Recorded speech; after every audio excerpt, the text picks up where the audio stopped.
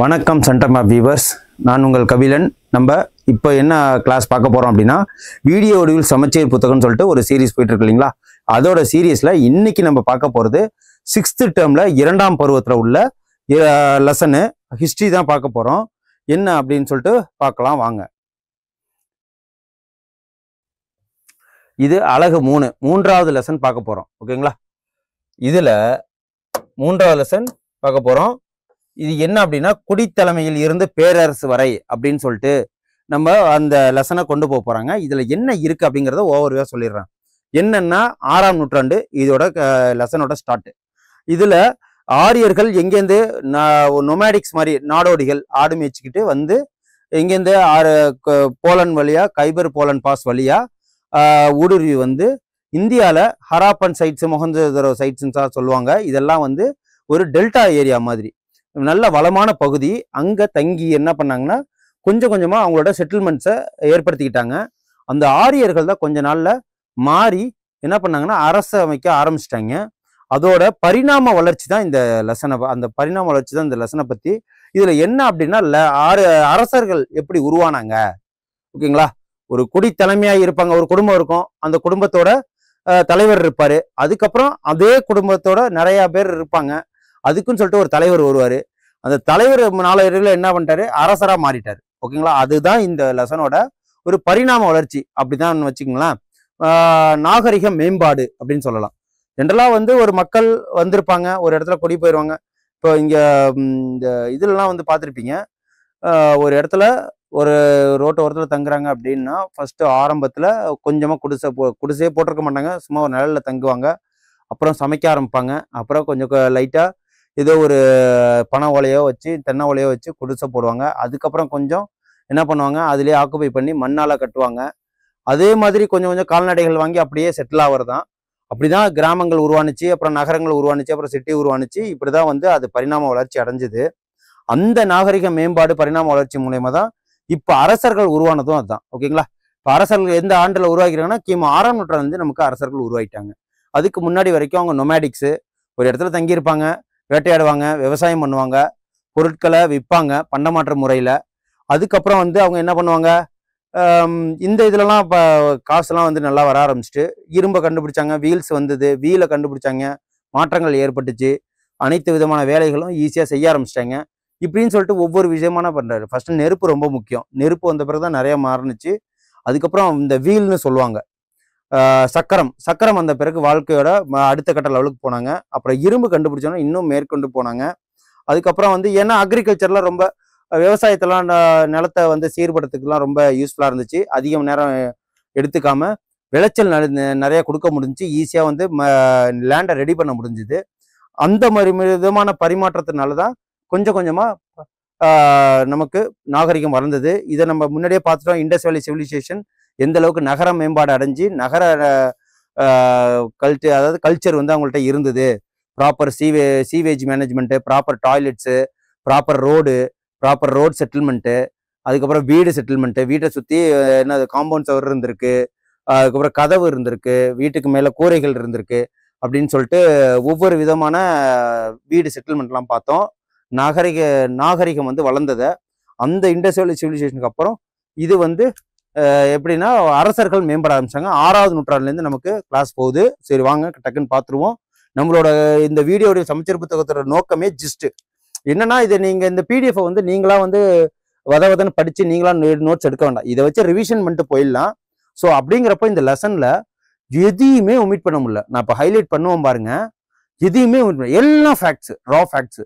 இது வந்து மௌரியன் எம்பையர் வருவாரு, மராத்தாஸ் வருவாரு, அசோகர் வருவாரு, அந்த மாதிரி கனிஷ்கர் வருவார். எல்லாமே ரொம்ப யூஸ்ஃபுல்லா இருக்கும். இதை படிச்சாலே உங்களுக்கு ஓரளவுக்கு அரசர்கள்னா இப்படிதான் இருந்து வந்திருப்பாங்கன்னு சொல்லிட்டு டெஃபினட்டா புரிஞ்சுக்க முடியும்.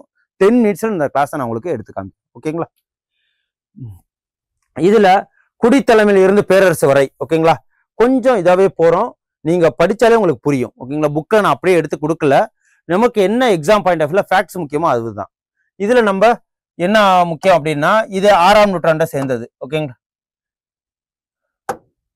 6ஆம் நூற்றாண்டை சேர்ந்தது. ஓகே, இது ஆரம்பிக்கிறது 6ஆம் நூற்றாண்டு.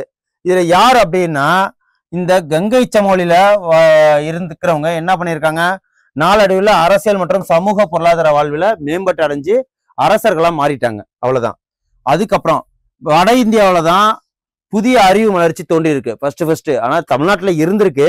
இதுல வந்து வட இந்தியால தோன்றி அறிவு வளர்ச்சி தோன்றி வளர தொடங்கியது.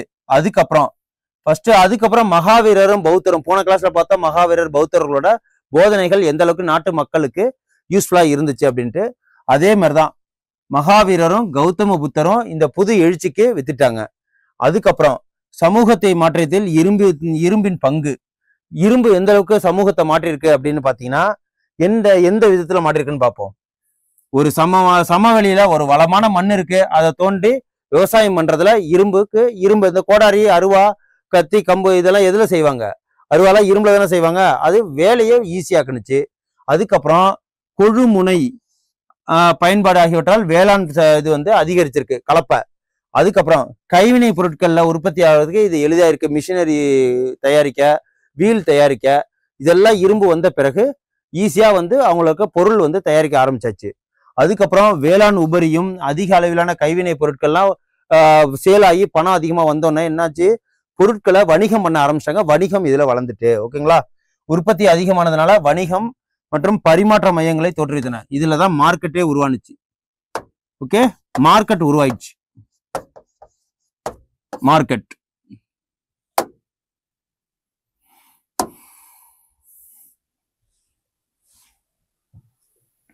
அதுக்கப்புறம் இந்த நகரங்களுக்கும் பெருநகரங்களுக்கும் உருவாவதற்கு எது வழிவகுத்திருக்கு? இந்த மார்க்கெட் வந்த பிறகு என்னாச்சு, மக்கள்கிட்ட பணப்புழக்கம் அதிகமாயிட்டு பொருட்கள் அதிகமாக உற்பத்தி பண்ண ஆரம்பிச்சிட்டாங்க. தேவைக்கு போக அதிகமாக இருக்கும்போது அந்த தேவைகள் இல்லாமல், இப்போ எக்ஸாம்பிளுக்கு நான் ஒரு வணிகராக இருக்கேன், எனக்கு சாப்பாடுக்கு நெல் வேணும், அரிசி வேணும். அப்போ நான் யாரும் விவசாயிகள்கிட்ட தானே போய் கேட்க முடியும். ஸோ பண்டமாற்ற முறையில் இப்போ என்கிட்ட இருக்கிற பொருள் அவங்களுக்கு யூஸ் ஆகும்.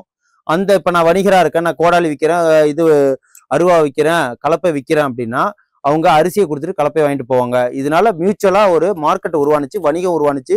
அதுக்கப்புறம் நாளடைவில் அதை பணத்தை வச்சு வாங்க ஆரம்பிச்சிட்டாங்க. ஓகேங்களா, தேவைகளை பூர்த்தி பண்ற மாதிரி இருந்துச்சு. அதுக்கப்புறம் சேமிக்கிற நிலைமைக்கு போயிட்டாங்க. அந்த இதுல நகரங்களும் பெருநகரம் உருவாவதற்கு இந்த மார்க்கெட் வணிகம் ரொம்ப வழிவகுத்திருக்கு. அதுக்கப்புறம் இரும்பை பயன்படுத்துவதில் ஏற்பட்ட நிபுணத்துவம் மகாஜனபதங்களை விட மகதம் எழுச்சி பெற முக்கிய காரணமாயிற்று.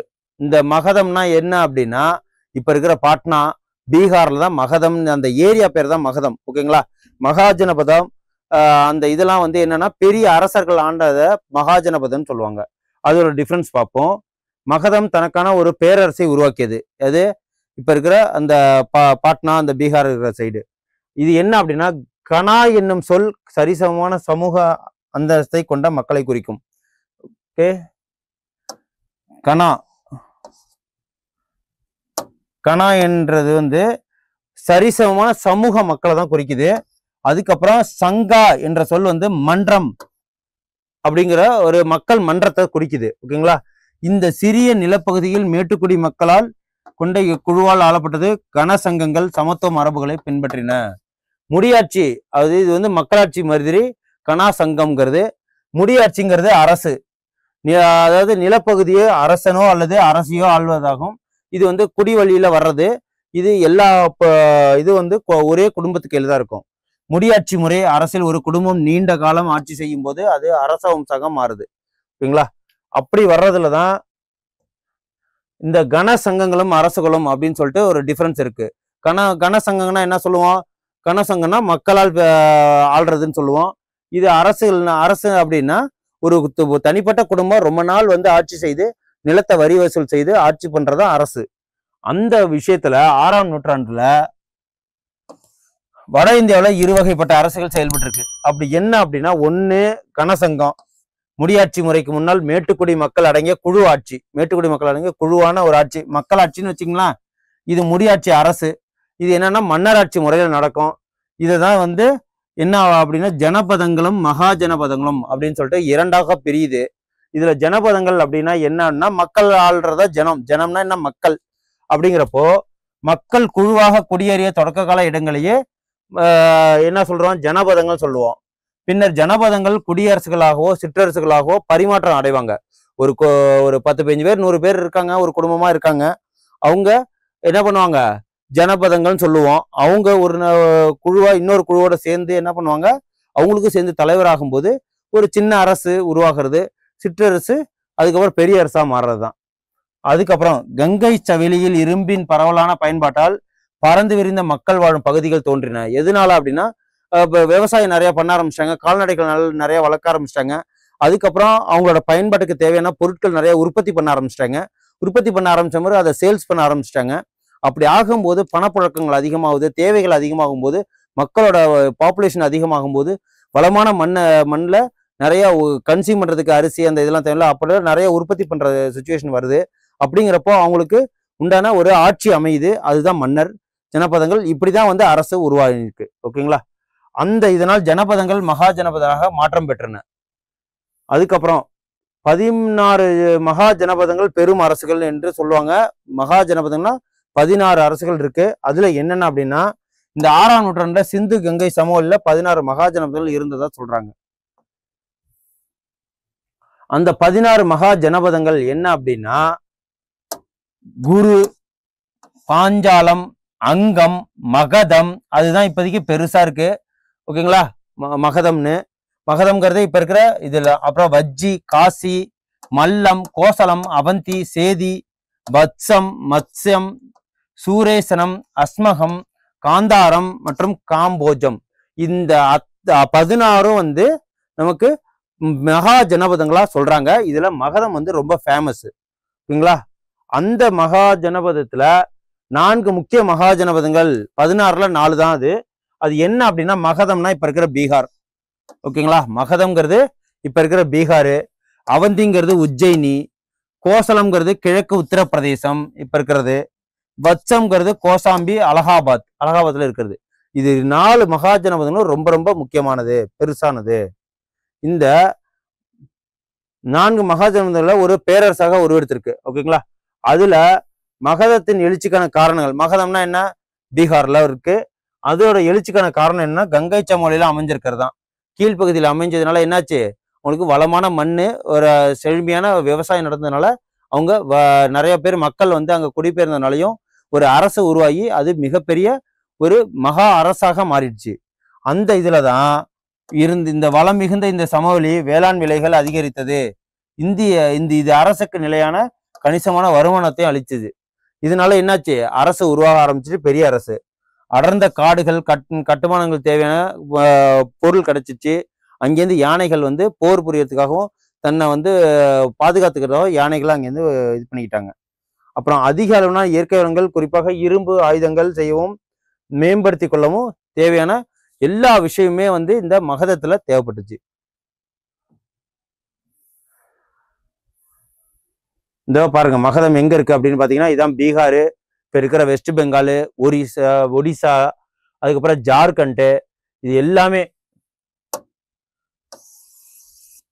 இப்போதைக்கு இங்க என்னென்ன இருக்கு, பீகார் இருக்கு, ஒடிசா இருக்கு, கல்கட்டா இருக்கு, அஸ்ஸாம் இருக்கு, அதுக்கப்புறம் இங்க ஜார்க்கண்ட் இருக்கு அப்படின்னு சொல்லிட்டு இந்த எல்லாம் சேர்ந்ததான் மகதம். ஓகேங்களா? மகத பேரரசு வணிகம், வர்த்தக வளர்ச்சி, மக்களை இடமிட்டு இடம் சென்று என்ன பண்றது, கலை மற்றும் தொழில் மையங்களில் குடியேறச் செய்திருக்கு. அதுக்கப்புறம் நகரமயமாதல் ஏற்பட்டு மகதம் பேரரசாக எழுச்சி பெற்றிருக்கு.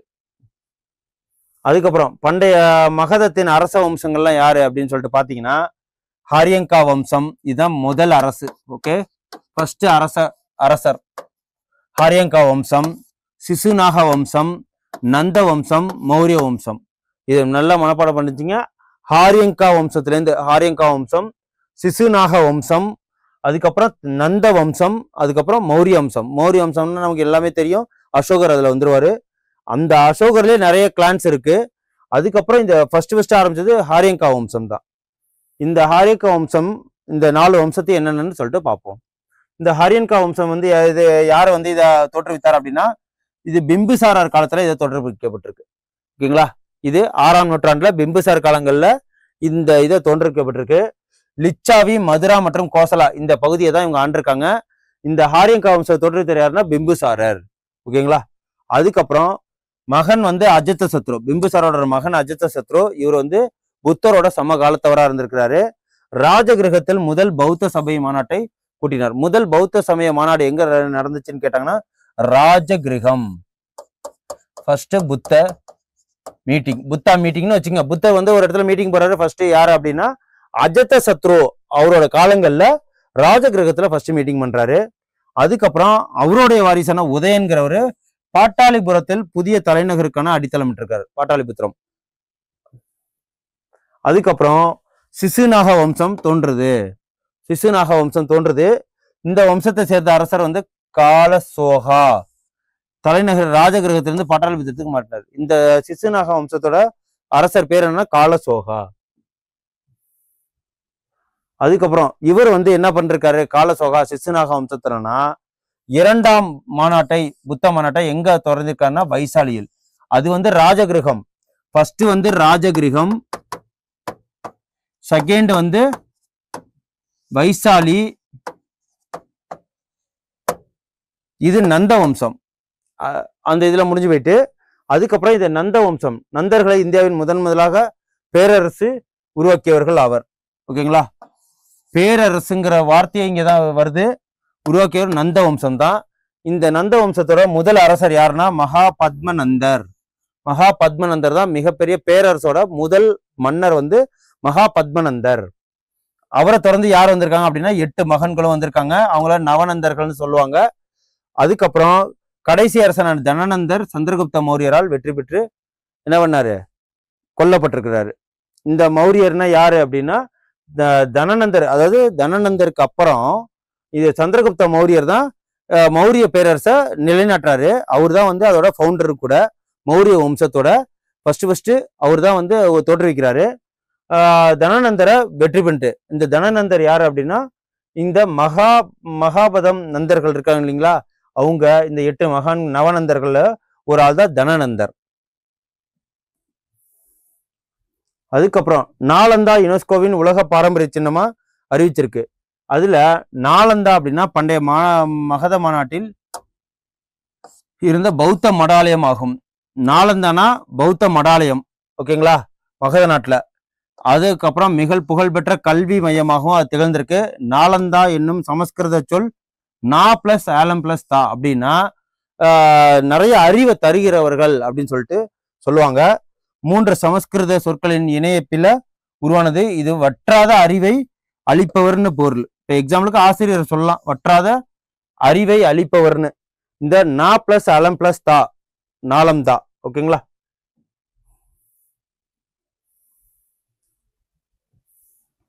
அதுக்கப்புறம் மௌரிய பேரரசு சந்திரகுப்த மௌரியர் தான் மௌரிய பேரரசை கொண்டு வந்தாருன்னு சொல்றோம். அவர் யாரு, தனநந்தரை கொன்னுதான் அந்த இதுல நந்த வம்சத்தை அழிச்சுதான் அவர் வந்து மௌரிய பேரரசு வந்திருக்கும். அந்த இதுல ஃபர்ஸ்ட் வந்தது மௌரிய சந்திரகுப்த மௌரியர் தான். அதுக்கப்புறம் இதோட சான்றுகள் என்ன அப்படின்னா மௌரிய பேரரசோட சான்றுகள் அப்படின்னா தொல்லியல் சான்றுகள் இருக்கு. தொல்லியல் சான்றுகள் என்ன இருக்கு அப்படின்னா முத்திரை பதிக்கப்பட்ட நாணயங்கள் இருக்கு.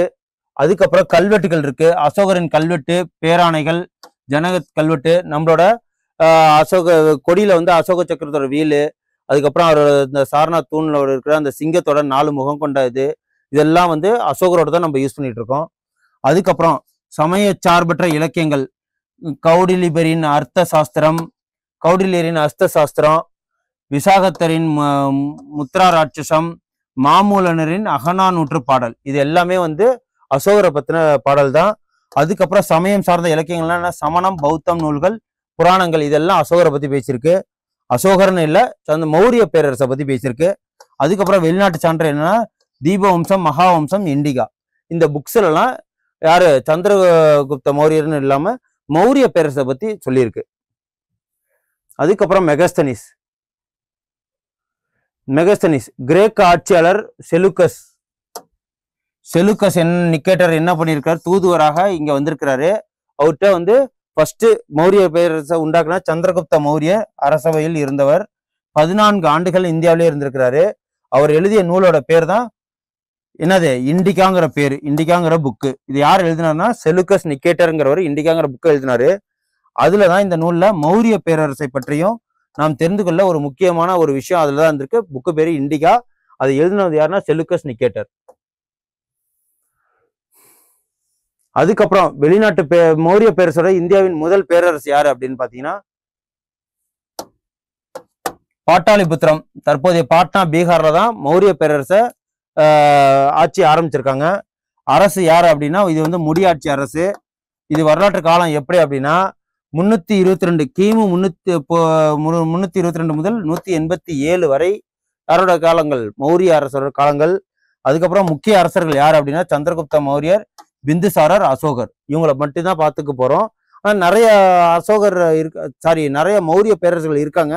அவங்கெல்லாம் வந்து வலுவிலேருந்து ஒவ்வொரு இதுல வீக்கான ஆளா இருப்பாங்க. அவங்க ரொம்ப ஃபேமஸ் ஆகல. இந்த சந்திரகுப்த மௌரியர் தோற்றுவித்தவர் பிந்துசாரர், அதுக்கப்புறம் அசோகர். இவரோட பையன் பிந்துசாரர், சந்திரகுப்த மௌரியோட பிந்துசாரோட பையன் அசோகர். இவங்க 3 பேர் தான் நல்ல செம்மையா ஆட்சி செஞ்சாங்க. ஏன்னா அசோகர் காலத்துலேருந்து அந்த கலிங்கா போருக்கு அப்புறம் அவரு போர் முறையை வந்து கையை விட்டுருவாரு. அதுக்கப்புறம் புத்த மதத்தை பரப்ப ஆரம்பிச்சிருவாரு. அதை பார்ப்போம். பாட்டாளிபுத்திரத்தின் பிரம்மாண்டம். மௌரிய பேரரசின் மாபெரும் தலைநகரான பாட்டாளிபுத்திர நகருக்கு 64 நுழைவாயில்கள் இருந்திருக்கு. அப்புறம் 770 கண்காணிப்பு கோபுரங்களும் இருந்திருக்கு. அப்படின்னா எவ்வளவு பெரிய அரண்மனையா இருந்திருக்குன்னு பாத்துக்கோங்க. ஃபர்ஸ்ட் சந்திரகுப்த மௌரியரை பத்தி பார்க்க போறோம். இது மௌரிய பேரரசோட ஃபர்ஸ்ட் தோற்றுவித்தவர், ஃபவுண்டர் யாருன்னா சந்திரகுப்த மௌரியர் தான். இந்தியாவின் முதல் பெரிய பேரரசாகும். மகதத்தில் நிறுவினார். மகதம்னா இப்ப இருக்கிற பீகார்ல.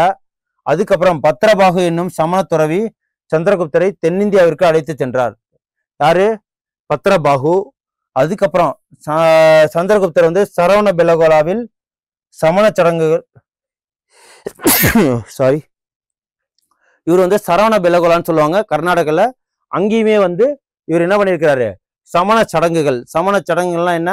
அந்த சடங்குகள்லாம் சல்லேகனா செய்து உயர்ந்திருந்தார். சல்லேகனா அப்படின்னு சொல்லிட்டு உயிர்ந்தார்னா சந்திரகுப்தர்னா சல்லேகனா சாப்பிடாம, அந்த சமணத்துறையில இருக்கிறவங்க லாஸ்டா எப்படி இறப்பாங்க அப்படின்னா சாப்பிடாம இருந்து பட்னி கடந்து தன்னைத்தானே வருத்தி அப்படியே உயிர் நீக்கிறதா அந்த சல்லேகனா. உண்ணா விருந்து. அந்த உண்ணா விருந்து விட கிடையாது, உண்ணாம இருந்து சாவுறது. ஓகேங்களா? அதுதான் சல்லேகனா. அப்படிதான் யாரு இறந்திருக்காருன்னா சந்திரகுப்த மௌரியர் அப்படிதான் இறந்திருக்கிறார். அதுக்கப்புறம் இந்த சல்லேகனா என்பது உண்ணா நோன்பு இருந்து உயிர் துறத்தல். இது ஒரு சமண சடங்கு முறையாகும். சமணம்னா என்ன? ஜெயினர்கள். மகாவீரர் பின்பற்றார் இல்லையா, ஜெயினர்கள். அதுக்கப்புறம் பிந்துசாரர். இவரோட இயற்பெயர் என்ன அப்படின்னா சிம்மஹேசனா. இவரோட இயற்பெயர். சந்திரகுப்த மௌரியோட பையன்தான் இவர் சந்திரகுப்த மௌரியரின் மகன் ஆவார். கிரேக்கர்கள் பிந்துசாரரை அமிர்தகதா என்று அழைச்சிருக்காங்க. எதுக்காக அப்படின்னா எதிரிகளை அழிப்பவன். சந்திரகுப்த மௌரியர் வந்து பிந்துசாரர் வந்து ரொம்ப போர்ல ரொம்ப எமினண்டா இருந்திருக்கிறாரு. இவர் வந்து எதிரிகளை அழிப்பவன் சொல்லிட்டு யாரு கொடுத்திருக்காங்க அப்படின்னா கிரேக்கர்கள். அந்த இதுக்கு பேர் என்ன? அமிர்தகதா. பிந்துசாரின் ஆட்சியின் போது மௌரியரின் ஆட்சி இந்தியாவின் பெரும் பகுதியில் பரவியது. அவர் தனது மகன் அசோகரை உஜ்ஜயினியில் ஆளுநராக நியமித்தார். ஓகேங்களா? அசோகர் தான் பிற்காலங்கள்ல என்னது ரோடு போட்டாரு, மரம் நட்டாருன்னு சொல்லிட்டு நம்ம படிச்சிருக்கோம் இல்லைங்களா?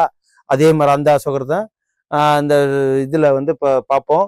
அந்த அசோகர் உஜ்ஜயினியோட ஆளுநரா ஃபர்ஸ்ட் நியமிக்கப்பட்டிருக்காரு. யாருன்னா அவங்க அப்பா.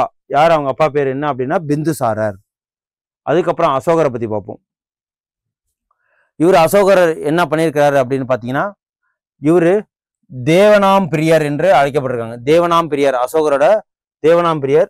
இவர் வந்து கடவுளுக்கு பிரியமானவன் என்பது இதன் பொருளாம். தேவனாம் பிரியர்னா கடவுளுக்கு பிரியமானவன் பொருள். இவரு 261 கலிங்கத்தின் மீது போர் தொடுத்தார்.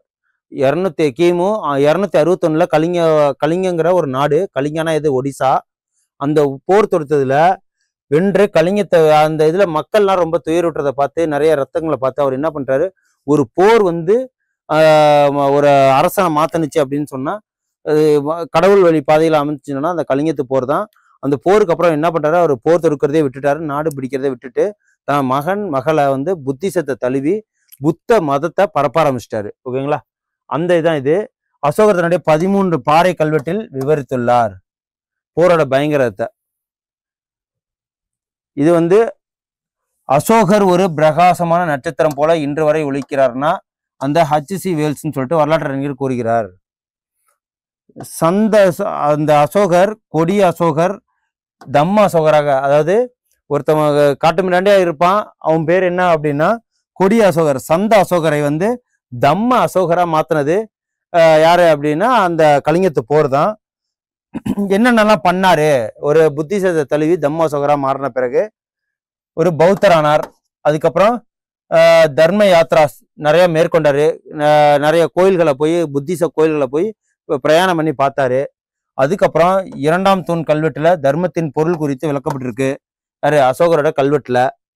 அதுக்கப்புறம் அனைத்து மதங்களின் சாராம்சமா உள்ள மிக உயர்ந்த கருத்தான மனிதாபிமானத்தை அவரு உள்ளடக்கமாக கொண்டிருக்கிறார். மனிதாபிமானம் ரொம்ப முக்கியம் அப்படின்னு சொல்லிட்டு இவரு அசோகர் மேம்பட்டு சொல்லியிருக்கிறாரு.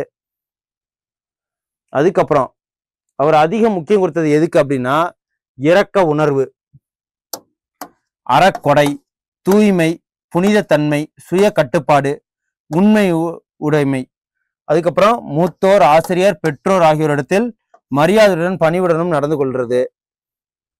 மகன் மஹிந்தா, மகள் சங்கமித்ரா, இவங்க 2 பேரும் என்னது பௌத்தத்தை பரப்புறதுக்காக ஈஸ்ட் சைடு, அதாவது இலங்கை, பிலிப்பைன்ஸ், தாய்லாந்து, சைனா, மியான்மர் இந்த போற இடத்துல பௌத்த மதத்தை பரப்புறதுக்காக அனுப்பிச்சு வச்சிட்டாரு. அதுக்கப்புறம் தர்ம மகா மித்ரா அவர்கள் இன்னும் புதிய அதிகாரிகளை நியமித்து பேரரசு முழுவதும் பௌத்த மதத்தை பரப்புவது. இவங்கெல்லாம் என்ன சொற்பொழி ஆற்றுவாங்க. அவங்க பேர் என்ன, தர்ம மகா மித்திரர்கள். இவங்கள அந்த மௌரிய அரசு ஃபுல்லாவே இவங்களை பரப்புறதுக்கு அனுப்பிச்சுட்டாங்க. அதுக்கப்புறம் பாட்டாளிபுரத்தில் 3ஆம் பௌத்த மத மாநாட்டை யார் நடத்தினாருன்னா அசோகர் நடத்தியிருக்கிறாரு. அதுக்கப்புறம் சிங்கமுக தூண், இந்த இது அசோகரோட ஒரு சிறப்பான இதுதான் நம்மளோட லட்சணியா வச்சிருக்கோம். சாரநாத்தில் உள்ள அசோகருடைய தூணின் சிகர பகுதியில் அமைந்துள்ள சிங்க உருவங்கள் இந்திய தேசிய சின்னமாக வட்ட வடிவ அடிப்பகுதியில் இடம்பெற்றிருக்கு. ஓகேங்களா? இந்த சக்கரம் இந்தியாவின் தேசிய கொடி மைய சக்கரமாகவும் ஏற்றுக்கொள்ளப்பட்டிருக்கு. இது ரொம்ப இம்பார்ட்டன்டான விஷயம், இதையும் நோட் பண்ணிக்கங்க. அதுக்கப்புறம் அசோக பேரரசு எங்கெங்கெல்லாம் இருந்திருக்கு அப்படின்னா பாட்டாளிபுத்திரம் தோற்கா, பாட்டாளிபுத்திரம், சாரநாத்து, மதுரா, இந்திரபிரஸ்தம், தட்சசீலம், உஜ்ஜயினி, காஞ்சி, இதுலதான் சாஞ்சி, இதுலதான் யாரு அக்பரை அவரு பிந்துசாரர் என்ன பண்ணிருப்பாரு, கவர்னரா நியமிச்சிருப்பாரு. அதுக்கப்புறம் பில்லார், இந்த கலிங்கம்னு சொன்னோம் இல்லைங்களா, இதான் ஒடிசா, ஆந்திர பிரதேஷ், இந்த ஒடிசான்னு வரும், கலிங்கம் தான் ஒடிசான்னு சொல்லுவாங்க. அதுக்கப்புறம் மாஸ்கி, சித்தபுரா, இது ஃபுல்லாவே இது ஃபுல்லாவே அசோகர் ஆண்ட பகுதி. அப்புறம் அசோகரோட பேர் ஆணைகள் 32 என்னென்ன அப்படின்னு சொல்லிட்டு பார்ப்போம்.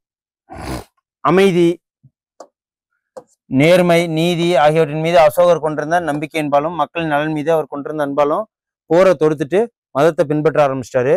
அதுக்கப்புறம் பேராணை, அரசரால் அல்லது உயர் பதவியில் இருப்பவரால் வெளியிடப்பட்ட ஆணை தான் பிரகடனம், அல்லது பிரகடனம் சொல்வது பேராணை. அதுக்கப்புறம் அசோகரோட கல்வெட்டோட எழுத்து முறைகள்லாம் என்ன அப்படின்னா சாஞ்சியில பிராமி எழுத்துல எழுதியிருக்கு. ஓகே. அப்புறம் காந்தகர்ல கிரேக்கம் மற்றும் அரபிக்ல, வடமேற்கு பகுதியில கராஸ்தி, இந்த ஒரு எழுத்தெல்லாம் யூஸ் பண்ணி அசோகரோட கல்வெட்டுல எழுதியிருக்கு. அதுக்கப்புறம் அசோகருடைய 2 மற்றும் 13ஆம் பாறை கல்வெட்டுல பாண்டியர், சோழர், கேரள புத்திரர், அதாவது தென்னிந்தியாவில் நடந்ததை பத்தி இதுல எழுதியிருக்கு. சத்யா புத்திரர்களையும் ஆகியோரையும் பற்றியும் குறிப்பிடுகின்றன. அதுக்கப்புறம் மௌரியரோட நிர்வாகம் எப்படி இருந்துச்சு அப்படின்னா மையப்படுத்தப்பட்ட அரசா இருந்திருக்கு. ஓகேங்களா? அரசர் இருந்திருக்கிறாரு, மந்திரிகள் இருந்திருக்காங்க, சேனாதிபதிகள்லாம் இருந்திருக்காங்க. இதுல அரசர் மௌரிய பேரரசின் மேலான இறையாண்மை மற்றும் அதிகாரம் உடையவர் ஆவார். ஓகே. அதுக்கப்புறம் மந்திரி பிரஷ், அமைச்சரவை அரசருக்கு உதவி, அதாவது அரசருக்கு உதவுறவங்க மந்திரி. இவர் ஒரு புரோகிதர், ஒரு சேனாதிபதி, ஒரு மகா மந்திரி, இவங்க எல்லாம் சேர்ந்ததுதான் எது மந்திரி பரிஷத். மந்திரி பரிஷத்துன்னு சொல்லிட்டு சொல்லுவாங்க. இது 3 பேர் சேர்ந்ததுதான், ஒரு புரோகிதர், ஒரு சேனாதிபதி, ஒரு மகா மந்திரி. அதுக்கப்புறம் உளவுத்துறையை கொண்டு இருந்தாங்க. அதுக்கப்புறம் வருவாய் முறை எப்படி இருந்ததுக்கு அப்படின்னா பாலிங்கிற வரி மூலியமா, பாலி அண்டு பாகாங்கிற வரி மூலியமா நாட்டை செழுமையா ஆட்சி செஞ்சு நடத்தி போயிருக்காங்க. என்னன்னா நிலங்களே அரசுக்கு அதிக வருவாய் ஈட்டி தந்தது. அது என்னன்னா பாலி மற்றும் பாகா, இது என்னது 2 வரிகளை குறிப்பிடுகின்றது. இந்த வரி பேர் என்ன 1.6, அதாவது இப்போ 6 ரூபா இருக்கு அப்படின்னா நம்ம 6 ரூபா சம்பாதிக்கிறோம் அப்படின்னா 1 ரூபா அரசுக்கு கொடுத்துடணும். அந்த மொத்த விளைச்சல்ல பாகா நிலவரியாக வசூல் செய்யப்பட்டது. அப்புறம் வந்து காடுகள், சுரங்கங்கள், உப்பு, நீர்ப்பாசனம் ஆகியவற்றிலிருந்து பெறப்பட்ட வரிகள் எல்லாம் அரசுக்கு கூடுதல் வருவாயை அப்பையிலேருந்து வரி சிஸ்டத்தை அசோகர் காலத்திலே ஆரம்பிச்சிட்டாங்க. அப்புறம் அரசு வருவாயில பெரும்பகுதி இவங்க என்ன பண்ணுவாங்க, இராணுவத்திற்கு அந்த அரசுல வேலை செஞ்சவங்களுக்கு பணமாவே சம்பளத்தை கொடுக்க ஆரம்பிச்சிட்டாங்க. அதுக்கப்புறம் அதிகாரிகளுக்கான ஊதியம், அறக்கட்டளைகள், நீர்ப்பாசன திட்டங்கள், சாலைகள் அமைத்தல் போன்ற பொது பணிகள் ஆகியோருக்கு செலவழிக்கப்பட்டது. அவங்க காசாவே பிரிண்ட் பண்ணி கொடுக்க ஆரம்பிச்சிட்டாங்க. அப்புறம் நீதி நிர்வாகம் எப்படி இருந்திருக்கு அப்படின்னா, அரசரே நீதி தலைவர் ஆவார். அதுக்கப்புறம் மேல்முறையீடு நீதிமன்றமும் இருக்கும். அதுக்கப்புறம் அரசர் தனக்கு கீழாக பல துணை நீதிபதிகளை நியமித்திருக்கிறாரு. அதுக்கப்புறம் இராணுவ நிர்வாகம் எப்படி இருக்குன்னா, அரசர் படைகளே தலைமை தளபதி ஆவார். 30 நபர்களை கொண்ட குழு, 5 உறுப்பினர்களை கொண்ட 6 குழுக்கள் இருந்திருக்கு. ஓகேங்களா, 30 நபர்களை கொண்ட 5 இருக்கு அப்படின்னா 5 3 சார் 15, 150 பேரு.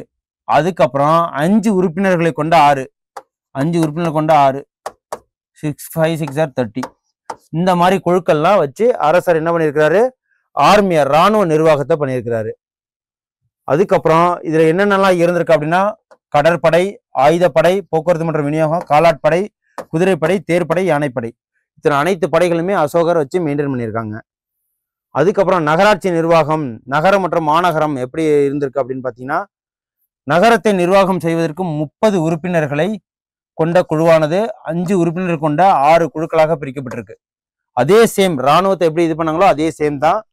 அதுக்கப்புறம் நகர நிர்வாகம், நகரிகா என்னும் அதிகாரியின் கீழ் இருந்து ஸ்தானிகா, கோபா என்னும் அதிகாரிகளை உதவி செய்தனர்.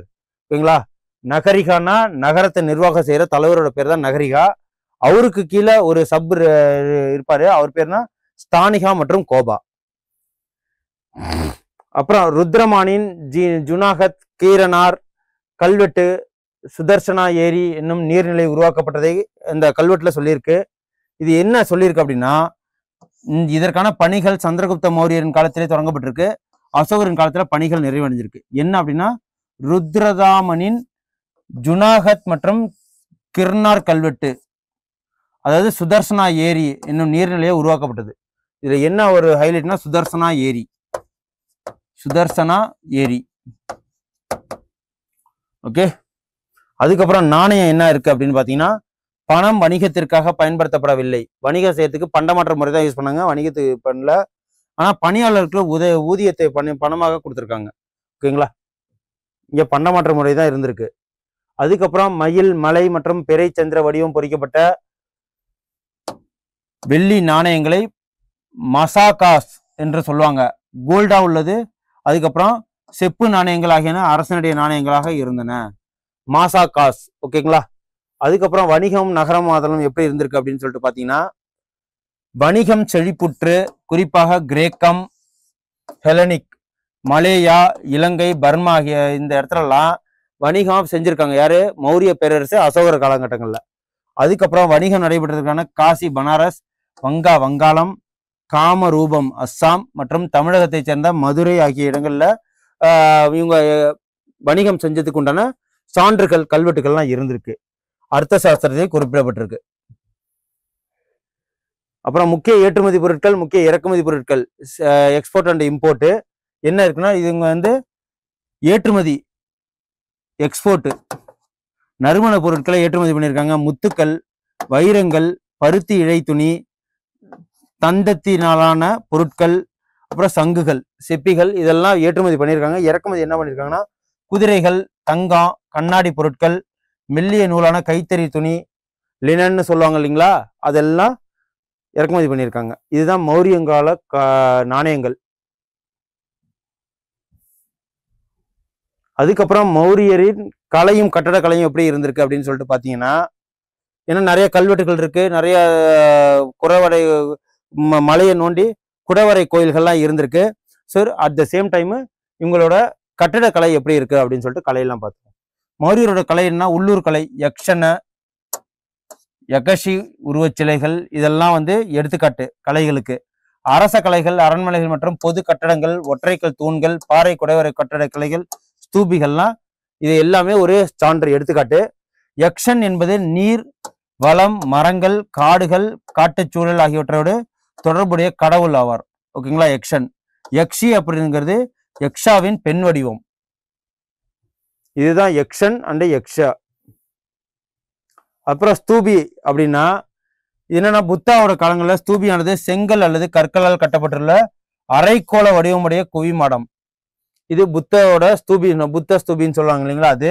இது புத்தரின் உடல் உறுப்புகளின் எச்சங்கள் ஸ்தூபியின் மையத்தில் வைக்கப்பட்டிருக்கும். ஒரு ஸ்தூபின்னா அவரோட எச்சங்கள் அப்படின்னா நகமா இருக்கலாம், இல்ல முடியா இருக்கலாம், இல்ல துணிகளா இருக்கலாம். உடம்புல உள்ள ஏதோ ஒரு பொருளை, புத்தரோட பொருளை வச்சிருக்கிறது தான் இந்த ஸ்தூபி. ஓகேங்களா. இதுதான் ஸ்தூபி. மத்திய பிரதேச தலைநகர அருகே உள்ள சாஞ்சி ஸ்தூபா தான் மிகப்பெரிய எக்ஸாம்பிள். இதுக்கு நடுவுல புத்தரோட ஏதோ ஒரு பொருள் இருக்கும். அதுக்கப்புறம் சாரநாத்தில் உள்ள ஒற்றைக்கல் தூண். இதுதான் நம்மளுக்கு என்னது சிறப்பு தர்ம சக்கரம் இடம்பெற்றுள்ளது. இதோ இந்த இருக்கிறது இல்லைங்களா, இதுதான் நம்மளோட லட்சணையா யூஸ் பண்ணிட்டு இருக்கோம் சின்னமா. பாறை குடைக்கலின் தொடக்கம் அப்படின்னு சொல்லிட்டு இதை சொல்லலாம். நாகார்ஜுனா பராபர் குன்றுகளில் உள்ள பாறை குடைவரை குகை கோவில்கள் அசோகர் காலில் கட்டப்பட்டதா சொல்லியிருக்கிறாங்க. நாகார்ஜுனா பராபர். அதுக்கப்புறம் 3 குகைகள்ல அசோகருடைய அர்ப்பணிப்பு நமக்கு தெரியும். என்ன அப்படின்னா, நாகார்ஜுன் கொண்டாவில் உள்ள 3 குகைகளில் தசரத மௌரியர்னா யாரு, அசோகரின் பேரன், கல்வெட்டுகள்ல இடம்பெற்றிருக்கு நாகார்ஜுன கொண்டாவில். அதுக்கப்புறம் மௌரிய பேரரசின் வீழ்ச்சிக்கான காரணங்கள்லாம் என்ன அப்படின்னா, ஜென்ரலா அவங்களோட அசோகருக்கு அப்புறம் யாரும் எமினன்ட் பர்சனா ஒரு வீரமிக்க ஒரு திறமை மிக்க அரசர்கள் இருக்க மாட்டாங்க. அதுதான் வலிமை குன்றியவர்களாக இருந்திருக்காங்க அடுத்தடுத்த சந்ததிகள். அதுக்கப்புறம் கலகங்கள், நிறைய போர்கள் நடந்திருக்கும். அந்த கலகங்கள்ல தோற்று போய் மக்களோட சரியா கலகங்கள் ஏற்பட்டிருக்கலாம். இது மூலயமா அரசு வந்து கைவிட்டிருக்கலாம். அதுக்கப்புறம் பாக்டீரியா நாட்டை சேர்ந்த கிரேக்கர்களின் படையெடுப்பு பேரரசை மேலும் வலிமை குன்ற செய்தது. அதுக்கப்புறம் மௌரிய பேரரசின் கடைசி அரசர் யாருன்னா பிருகுதர்த்தா. அவருடைய படை தளபதியான புஷ்யமித்ர சுங்கரால் கொல்லப்பட்டிருக்காரு. அதுக்கப்புறம் மௌரியருக்கு அப்புறம் புஷ்யமித்ர சுங்கா டைனஸ்டி எமர்ஜ் ஆக ஆரம்பிச்சுட்டு, இந்த பிருகதத்தாங்கிறவர் தான் மௌரியரோட லாஸ்ட் மன்னர். இது நல்லா நோட் பண்ணி வச்சுக்கோங்க. ஃபர்ஸ்ட் யாரு, சந்திரகுப்த மௌரியர். அதுக்கப்புறம் இவரை வீழ்த்தினது யாருன்னா புஷ்யமித்ர சுங்கா. இது வந்து லோமாஸ் ரிஷி குகை பராபர் அப்படிங்கிற இடத்துல, நாகார்ஜுன இடத்துல இருக்கு. அதுக்கப்புறம் பண்டைய பெயர், தற்போதைய பெயர் என்ன அப்படின்னா ராஜகிருகம், ராஜ்கீர், பாட்டாளிபுத்திரம் இப்ப இருக்கிற பாட்னா, கலிங்கா இப்ப இருக்கிற ஒடிசா. இது எல்லாமே அசோகர் ஆண்ட பகுதி. அதுக்கப்புறம் உலகம் அந்த நாள் எப்படி இருந்திருக்கு அப்படின்னு பார்ப்போம். சீன பெருஞ்சுவர்லாம் அதே காலகட்டங்கள்ல கட்டினது தான். இந்த பழக்கங்கள்ல கட்டப்பட்ட தொடர்ச்சியான பல கோட்டைகள். சீன பெருஞ்சுவர் அத மௌரிய பேரரசுக்கு காலகட்டங்களில் கட்டினது. அப்புறம் ஒலிம்பியாவின் ஜியூஸ் கோயில் அந்த காலங்களில் கட்டப்பட்டிருக்கு. இது எல்லாமே பொதுவாக, அதாவது கிமு 6ஆம் நூற்றாண்டை சேர்ந்தது இந்த கட்டடங்கள்லாம். ஸோ மௌரிய பேரரசு, சுங்கா டைனஸ்டி, அந்த ஒவ்வொரு டைனஸ்டி, எத்தனை டைனஸ்டி இருக்குன்னு சொல்லிட்டு பார்த்தோம். இதுதான் இதுக்கப்புறம் உள்ள அடுத்த லெசன்ஸ் நம்ம என்ன இருக்குன்னு சொல்லிட்டு தெளிவாக பார்ப்போம். இது உங்களுக்கு யூஸ்ஃபுல்லாக இருக்கும். PDF நோட் பண்ணி வச்சுக்கோங்க. Thank you. Send a map. You dare to dream, we care to accomplish.